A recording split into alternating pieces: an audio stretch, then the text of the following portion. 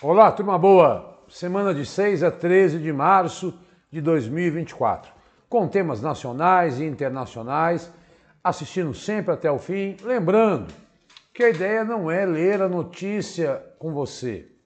A ideia é ler a manchete e que você dê um pause e tenha a leitura dessa notícia.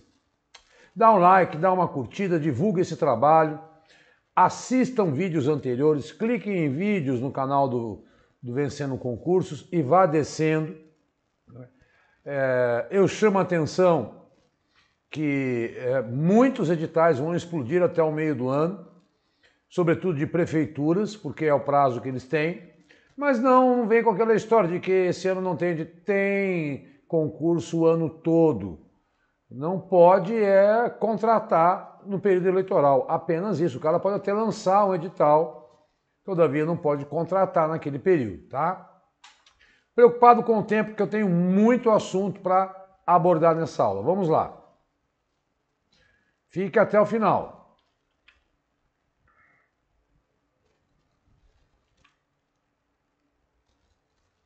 Vamos lá. Tá dando uma enroladinha aqui, mas é coisa do programa. Vamos lá. Aqui foi. Esses são os endereços. Segue a gente no Instagram. Eu tenho colocado, como eu prometi desde o começo do ano, notícias relevantes, Brasil e mundo. O WhatsApp é para quem tem desejo de adquirir os livros. Estou escrevendo o livro 18, mas não tenho tempo ainda previsto para terminar, porque são as notícias relevantes que me dão, que o mundo oferece, que eu construo. Os comentários são verdadeiras apostilas. Aproveitem as promoções. Manda um WhatsApp para mim que você terá acesso aí aos livros. Eu faço R$25 cada volume, comprando 3, eu dou um de graça e você fica com todo o semestre de 2023. Semana de 6 a 13 de março de 2024. Começando por Brasil. Brasil registra... Vamos falar muito sobre violência nessa aula, tá, pessoal? E aí é legal que você, que se não é assinante, assinar o Vencendo Concursos, porque você tem acesso ao PDF, tem acesso a questões, a plano de estudo, a mentoria, enfim. Não só a violência, mas como recentemente foi o Dia Internacional da Mulher, muitas informações saíram sobre, logicamente, o ataque de gênero que ainda persiste. Se existe um racismo estrutural, eu diria que existe um machismo estrutural baseado no patriarcalismo da nossa colonização. 1.463 feminicídios em 2023, aumentou em relação. Pesquisa apontou que 18 estados apresentaram uma taxa acima da média nacional, 1,4 para cada 100 mil mulheres. Quando você divide 1.463 por 365, vai dar quase 4 mulheres sendo assassinadas aí nesse crime tipificado como feminicídio. Saindo daqui, isso é do Fórum Brasileiro de Segurança Pública, publicou na quinta-feira. A taxa de maior no ano passado foi o Mato Grosso, com duas. Eles fazem sempre a conta por 100 mil. Tá? O Ceará tem uma tipificação diferente, então esse número pode ser um pouco maior.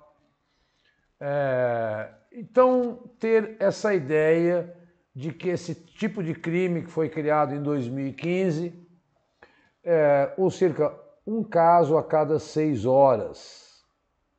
Este é o maior número registrado que a lei observou. Óbvio que com o advento das tecnologias, das câmeras, a gente consegue identificar melhor esses criminosos, que na maioria dos casos são pessoas ligadas a essas mulheres, ex-companheiros, atuais maridos, enfim, que não aceitam esse empoderamento feminino. Um número triste, se registrar no Brasil. Um pouco sobre economia. As aulas anteriores eu tenho elencado várias novidades sobre as montadoras no Brasil. É importante entender um conceito que está nesse slide. Híbridos flex. A previsão é de 117 bilhões de investimento nas montadoras. É uma clara resposta à chegada do investimento da chinesa no setor. A Anfávia, que é a Associação Nacional dos Fabricantes de Automotores, né, compilou os valores da nova rodada de investimentos. Óbvio que nós temos que conferir, porque eles prometem esse investimento e, enfim, né, é preciso confirmar. Essa semana, Toyota e Stellantis, que fabrica a Fiat, bateram um recorde, né? Só em 2024 já foram anunciados 64 bilhões e a Fiat vai investir 30 bilhões entre 2025 e 30, 40 novos produtos, tecnologia bio-híbride, que combina eletrificação com motores flex movidos a etanol. Então, esse híbrido flex, o nome diferentão nada mais é do que o híbrido flex, que é de origem brasileira. Então você vai ter metade do carro, o carro movido a etanol, que queima menos, emite menos CO2, e carro elétrico. Ainda não dá para se pensar em 100% elétrico no Brasil. Mas este é um cenário que vai mudar toda a lógica das montadoras brasileiras. Um país que tem muita energia limpa para oferecer, falta infraestrutura e logística para abastecer esses automóveis, mas é um setor que promete gerar emprego direto e indireto nos próximos anos, o que pode sim levar a um crescimento econômico e mudar o Brasil a fazer exatamente aquilo que nós chamamos de transição energética, né? Óbvio que não adianta só carro, tem que pensar em avião, tem que pensar em ônibus, em caminhão, mas é uma excelente notícia no campo da transição energética, esses investimentos maciços aí das montadoras aqui no Brasil. Ainda na semana onde muito se pensa na questão feminina, é óbvio que não devemos pensar somente nessa semana, eu até sempre fui muito crítico, hoje eu já sou menos, eu acho que a gente tem que aceitar esse dia como um dia de reflexão e perdurar diariamente na luta contra, principalmente, a discriminação contra vulneráveis e minorias no Brasil. Eu, como professor de Direitos Humanos, saliento muito essa nossa obrigação cidadã. 8 em cada 10 mulheres vivem jornada dupla de trabalho, com afazeres domésticos e cuidados. Essa pesquisa feita pela Infojov, 45% não contam com rede de apoio de parceiros. Quase metade das mulheres não apoiam. 83% afirmam que vivenciam a vida dupla, trabalham fora e cuidam de crianças e familiares. Segundo os dados mais recentes do Instituto, por exemplo, quase 7 milhões de mulheres entre 15 e 29 anos não estudavam nem estavam ocupadas.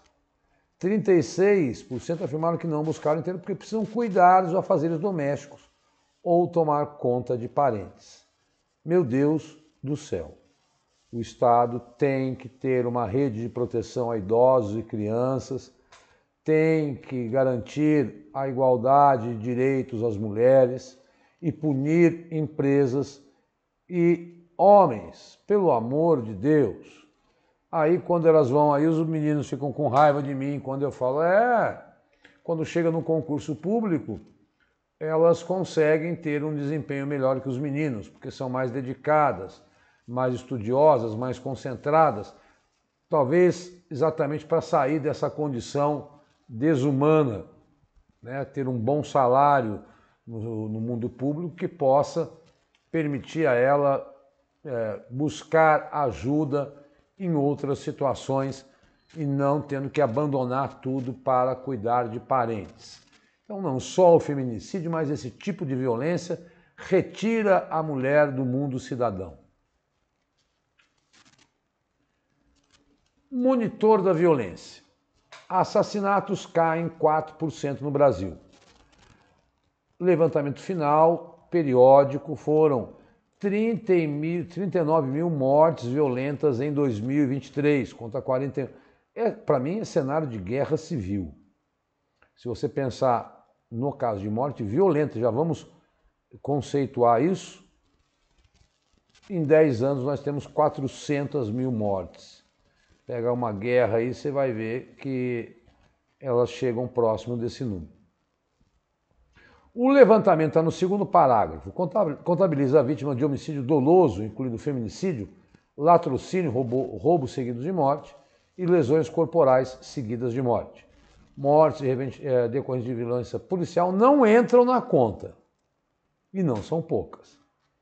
A queda é a terceira consecutiva e todos os especialistas são, aí depois você vai ler com calma os estados, inclusive se tiver um concurso no seu estado, porque estamos gravando aula para concursos municipais, estaduais e federais do Brasil todo.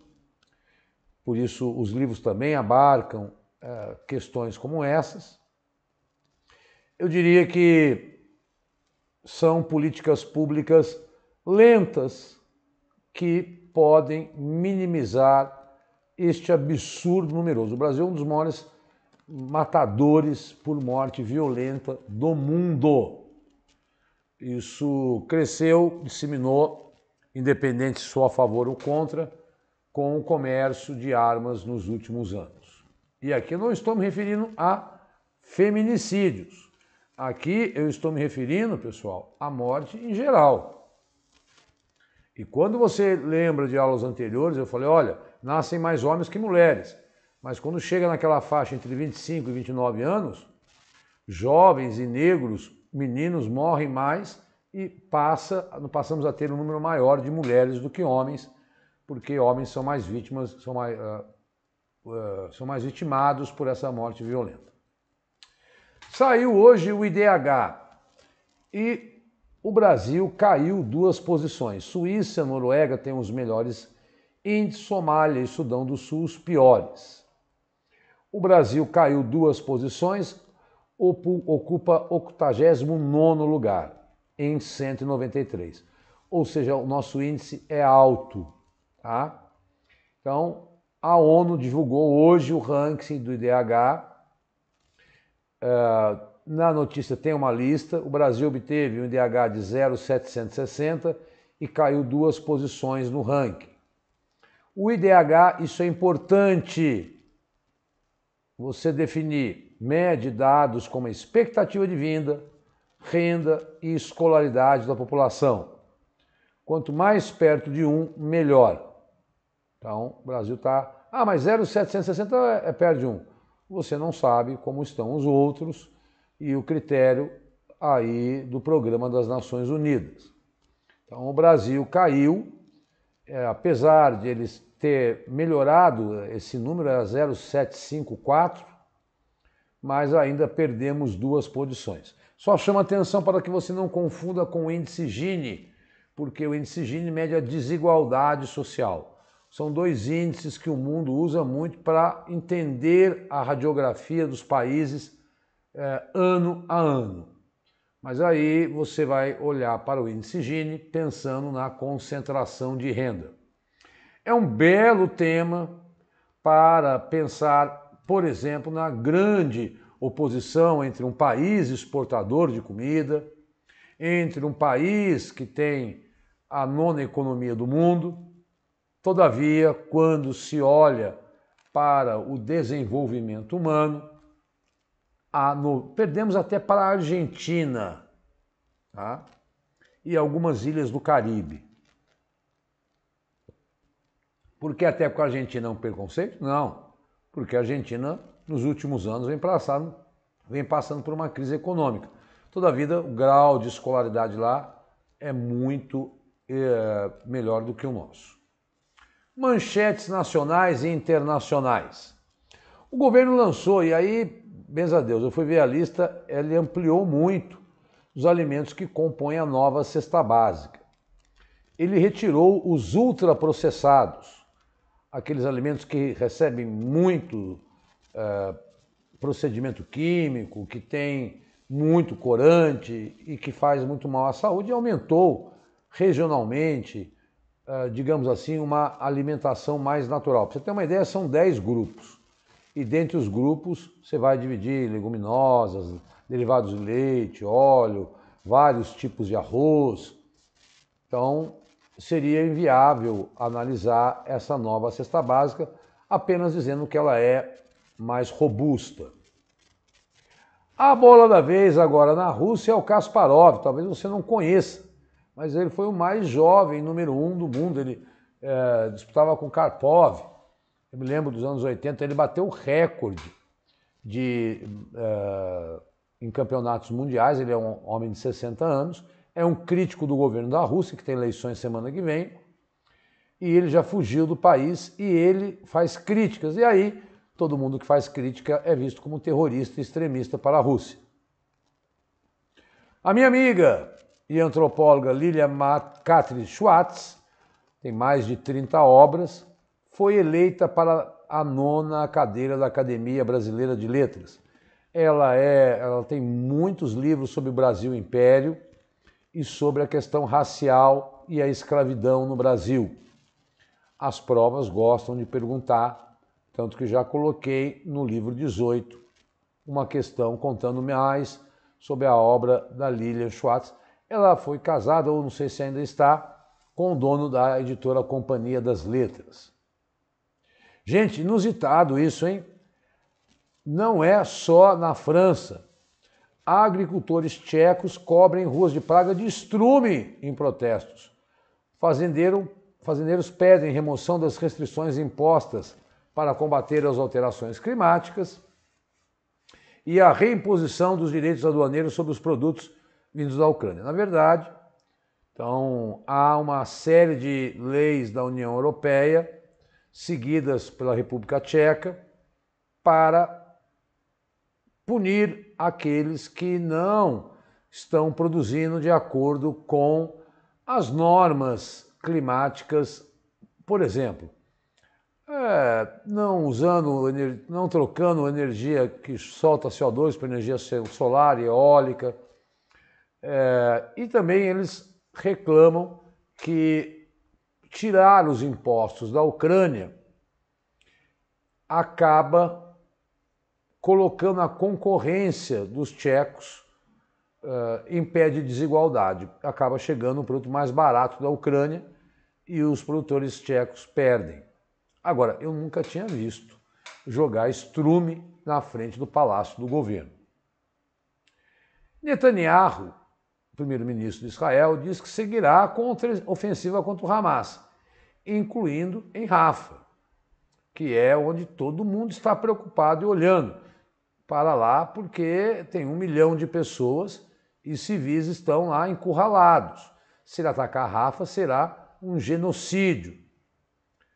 Ele diz que não vai ceder à pressão internacional. Depois vamos ver a resposta dos Estados Unidos. A maioria do STF vota para que a União indenize família de vítima por bala perdida. Quando o STF pega um caso específico, como esse que foi lá no Rio de Janeiro, se não me falha a memória, em 2015, todos os outros tribunais que forem acionados, também devem, se não há a identificação da bala que vitimizou uma pessoa, o Estado deve indenizar, porque o Estado está envolvido, de certa forma, neste tiroteio mesmo. O ideal é que o Estado consiga, e a polícia e a perícia, né, consiga identificar de onde veio a bala. Muitas vezes é da própria polícia, eles não querem identificar. Então, o STF teve esse entendimento. Assentamentos em territórios palestinos, eu quero dizer na Cisjordânia, que são 2 os territórios palestinos na faixa de Gaza, onde ocorre a guerra, chegam a 24 mil, maior número registrado pela ONU, desde que o monitoramento começou em 2017. Com isso, há o risco de a de eliminar qualquer possibilidade prática de um Estado palestino. Ou seja, o que quer dizer isso aí? A Cisjordânia foi dada aos palestinos lá na divisão territorial de 47 e os israelenses não param de construir prédios e colocando população israelense nesse território. A ideia é chegar um momento e dizer assim, olha, tem tanto israelense lá porque esse território é nosso.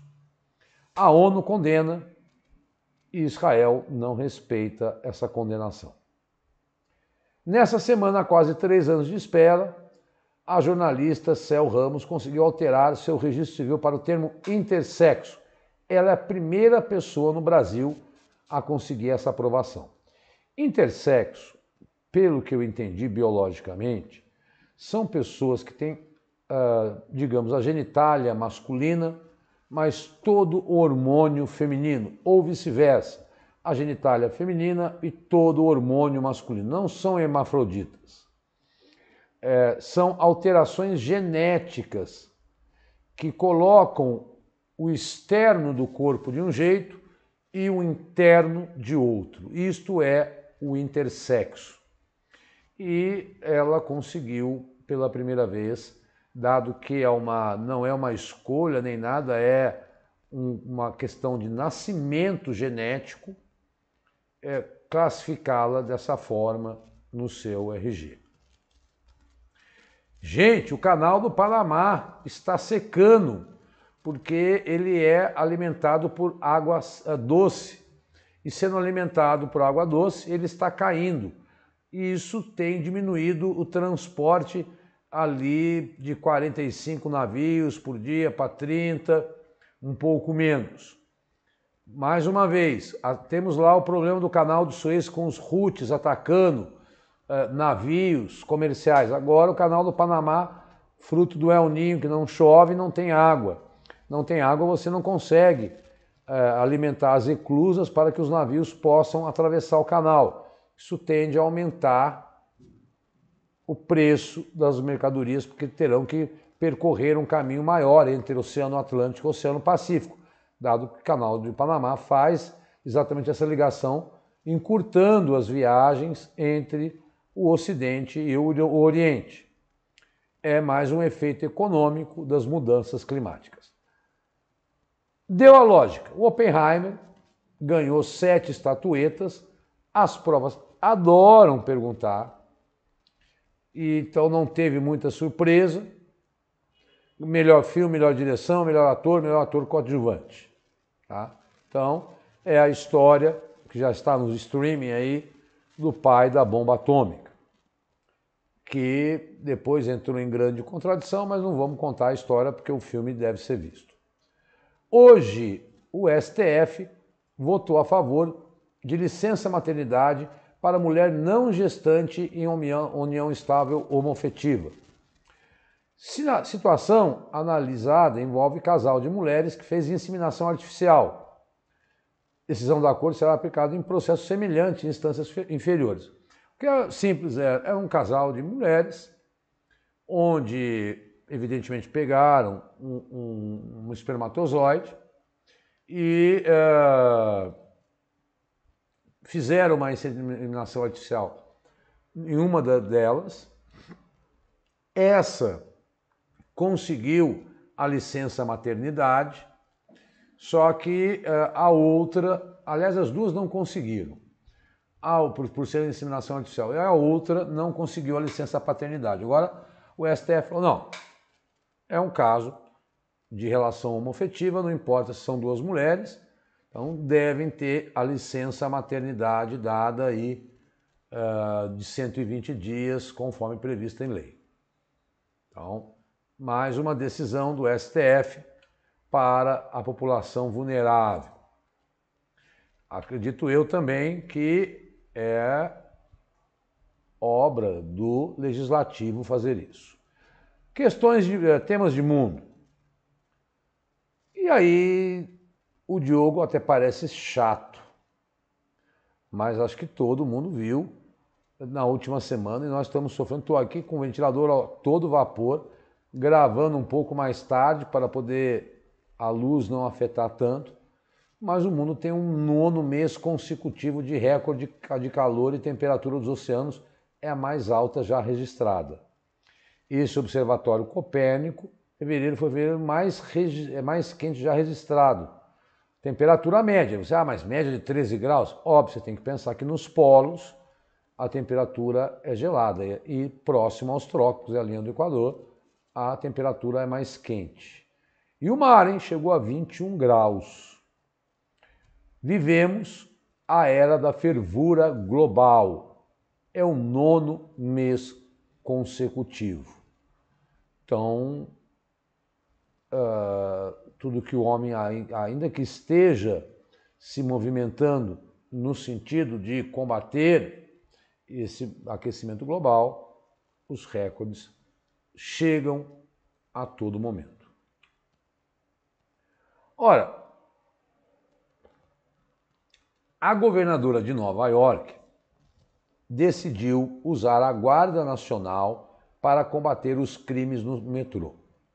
Isso vai ser na cidade de Nova York, mas foi a governadora do estado de Nova York que resolveu colocar o exército na rua, criando uma enorme polêmica, porque acreditam que se a polícia dos Estados Unidos não é preparada para tratar a discriminação racial, imagine as forças militares. Essa é uma velha polêmica. Quando você coloca o exército, eu até entendo que em casos de extrema violência o exército deve ser convocado, mas é melhor equipar, estruturar e amparar, né, a polícia, porque não me deixa confortável andar com o exército na rua. E ela quer livrar o metrô de pessoas que cometem crimes, né? Não serão tolerados. Agora, o ano passado os crimes caíram 3% e está bem longe, viu, de ser isso aí. Acho que são 3 crimes por mês no metrô de Nova York. Aí tem os dados, mas vejam vocês que a onda de violência não é típica só do Brasil. Eu diria que esse é um problema estrutural quando os modelos macroeconômicos cada vez mais retiram pessoas do mercado de trabalho e não oferecem uma capacitação para incorporar todo mundo e acabam, de certa forma, entregando principalmente jovens ao crime pela sua vulnerabilidade. E isso não é um fenômeno típico dos países pobres, até mesmo numa das cidades mais importantes do mundo, como Nova York, e agora colocando o exército na rua. Um tanto quanto polêmica. É que isso verberizou muito. Meu amigo, guerra não faz bem para ninguém. E agora Israel começa a sentir as consequências. O consumo e investimento num país como Israel foram fortemente afetados pela guerra. Óbvio, né? Quem ganha com a guerra geralmente são os grandes produtores de armas. E não é esse o setor que destaca a economia israelense. Então, que Israel repense, porque o PIB caiu 5% no 4º trimestre, quando começou o conflito com Hamas. E os números surpreenderam os especialistas, o consumo caiu e, gente, aquilo que na contramão do Brasil, enquanto as agências de crédito estão aumentando a nota do Brasil, pela primeira vez a Moody's, que rebaixou a nota de investimento em Israel. Quando já expliquei para vocês que quando rebaixa essa classificação, o país sofre uma verdadeira golpe na imagem internacional, além das pressões para que Israel, eu repito, nada justifica o ataque do Hamas a civis israelenses. nada justifica o ataque de Israel a civis palestinos. Então, temos que condenar os dois atos. Porém, vem essa notícia que a economia israelense começa a ter reais dados de queda por conta da guerra. É lógico, você tira dinheiro de investimento para comprar armas. Agora, uma das maiores preocupações do setor empresarial israelense tem a ver com a tecnologia. Representa 17% do PIB. Então, importante entender que é o motor do crescimento do país. Não é à toa que nós compramos softwares israelenses, por exemplo, de altíssima qualidade. E esse setor vem sentindo com a guerra na economia israelense. Olha, se Israel, que está, imagine a Palestina, que pelo menos tivemos aí o anúncio de um corredor, eu não vi notícia ainda hoje se o navio com ajuda humanitária que saiu do Chipre, num corredor pelo mar Mediterrâneo, chegou à Palestina.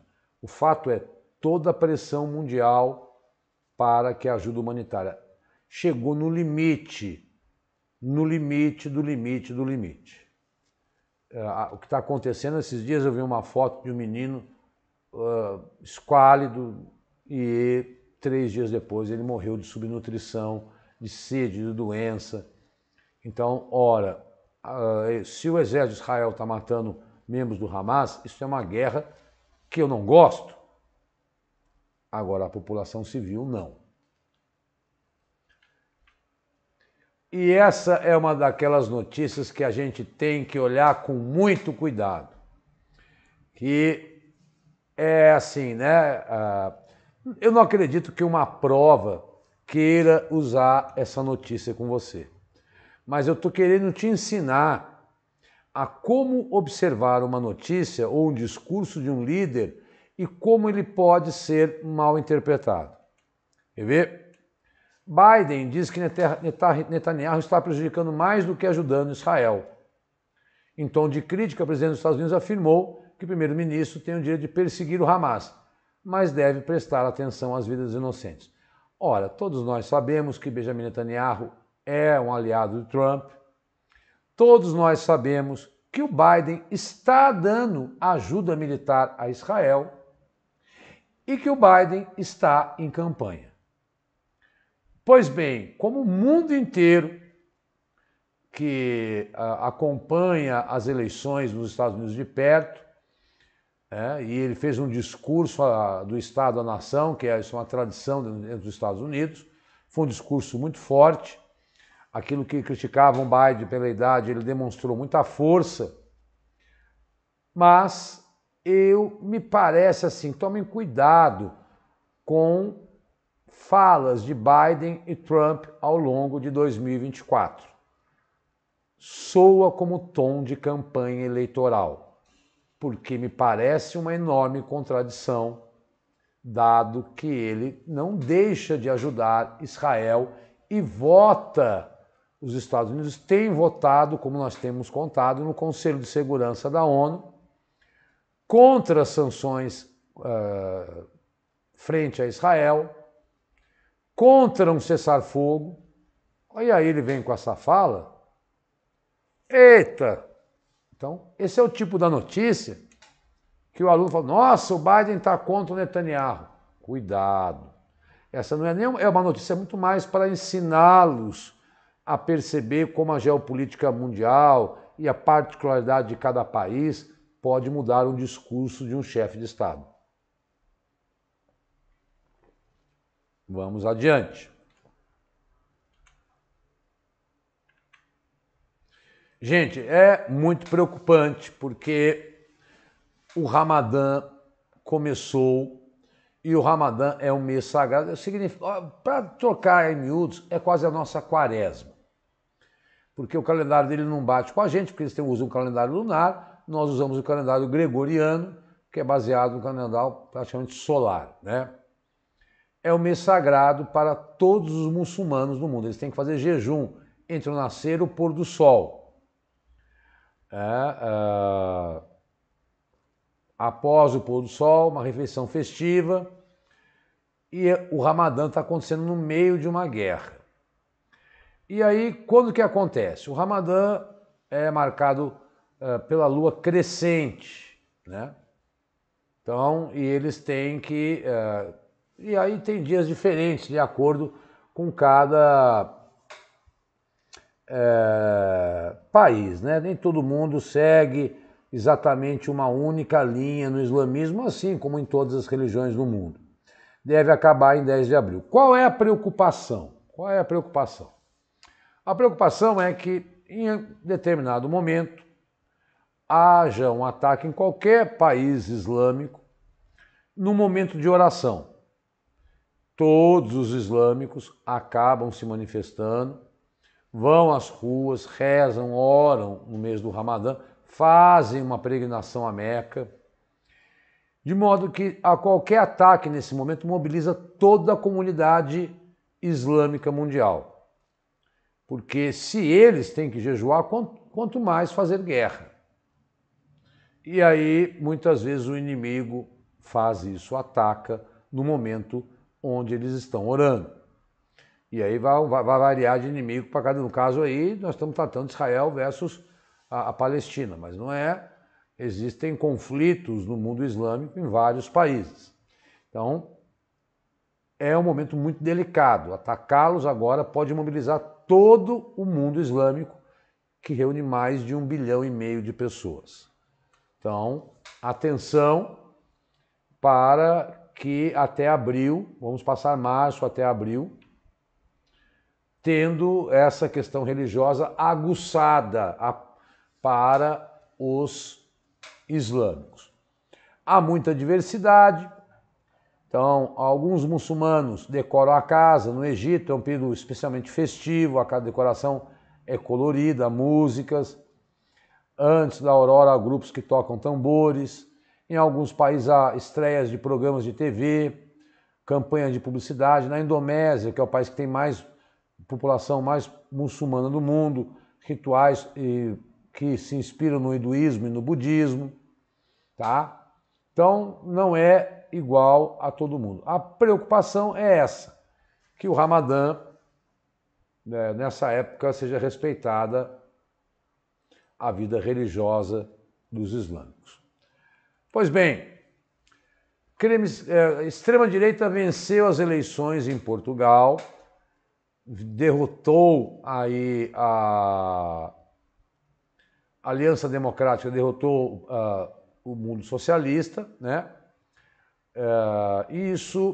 Mas aí não foi uma derrota muito expressiva. Desculpa, as duas principais legendas, Aliança Democrática e Socialista, terminaram empatadas, né?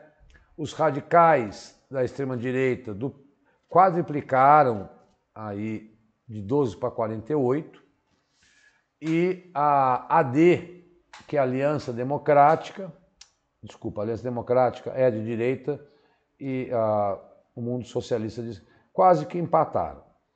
Você sabe que no parlamentarismo, quando isso ocorre, o que tem que acontecer, né? Tem que ser feita uma aliança para atingir a maioria para dar o poder ao mundo aí da direita. E essa aliança democrática diz que não vai se juntar a esse Chega, que é a extrema-direita radical, aquela que tem uma aversão aí a chegada de estrangeiros, mas não tenha dúvida que isso impulsionou a direita, tirando os socialistas de 8 anos no poder. Agora, se não conseguir maioria, vai ter novas eleições. Lembrando que o primeiro-ministro caiu por denúncias de corrupção. Óbvio que as lideranças de extrema-direita do mundo estão muito associadas a Trump, a Bolsonaro e a Javier Milei, que novamente questionou a confiabilidade nas urnas. Mas o Chega, que é o nome desse grupo de extrema-direita, quadriplicou em tamanho. nós sabemos que brasileiros estão sofrendo muito em Portugal. Vamos aguardar o desfecho do que ocorre em Portugal, porque temos a segunda maior comunidade de brasileiros fora do Brasil, a primeira é os Estados Unidos. Estamos tendo problemas com brasileiros na Argentina, que vão fazer universidade lá, que não estão podendo entrar, e brasileiros que estão sofrendo perseguições lá também em Portugal, e por isso a extrema-direita, que tem esse discurso mais averso ao estrangeiro, teve uma votação expressiva. Um outro país que agora entrou no cenário do caos da emergência humanitária é o Haiti, onde o seu primeiro-ministro renunciou ontem. Nesse slide, a gente explica um pouco qual é a origem dessas gangues que dominam o Haiti. Tudo isso remonta aos anos 50.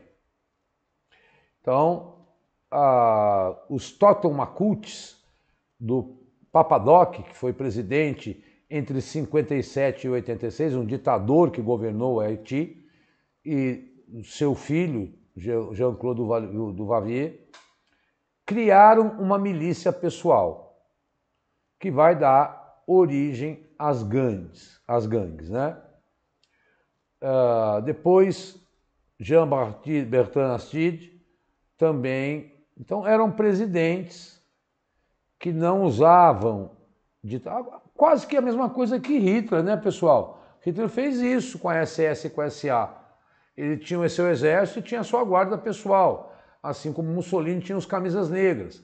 Ditadores fazem isso, criam guardas pessoais. O fato é que desde que morreu o presidente do Haiti, esse primeiro-ministro que estava no poder e que não pôde voltar, mais para Ariel Henry, renunciou ontem, e tem aí o barbecue, né?